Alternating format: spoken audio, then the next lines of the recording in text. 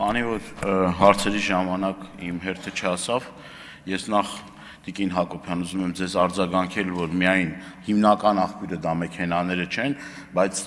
ամիսներ, տարիներ շարունակ օդի աղտոտվածության հարցը որ բարձրացվում էր, Երևան քաղաքի ավականու ուրեմն ձեր խմբակցության ղեկավարը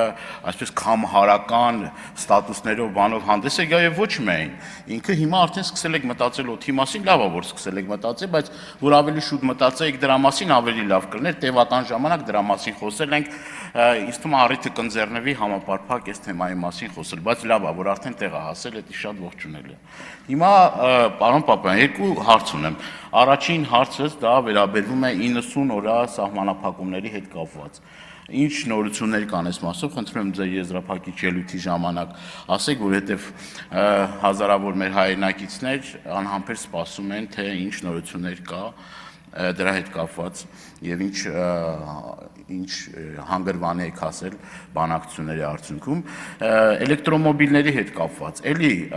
թե հանձնաժողովի նիստի ժամանակ թե լիագումար նիստերի ժամանակ պարոն Բագրատյանը էլի ասեց դրա մասին, բայց ուրախ եմ որ այդ հարցով էլ արդեն որոշակի առումով ձեզ մոտ էլ մտահոգություն կա, բայց մարդկոսների հետ կապված լրջագույն խնդրի առջև են կանգնելու, որովհետև եթե տեսնում ենք այն երկրների ուրեմն վիճակը, որը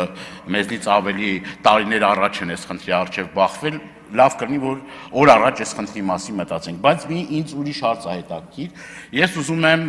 քանի որ ինձ մտահոգող հարցերը ստե հնչեցին, բայց կարևոր մի հարց կա, խնդրում եմ հնչեցրեք թվերը, թե որքան էլեկտրոմոբիլ պետական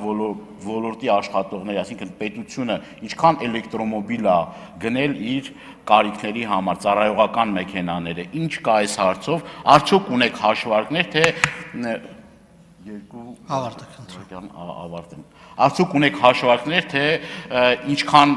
ինչքան ներդրում է պետք եւ ինչ հիմա այս պահին ինչ վիճակ է, շնորհակալություն։ Շնորհակալ եմ, Արթուր Խաչատրյան, Համեցեք։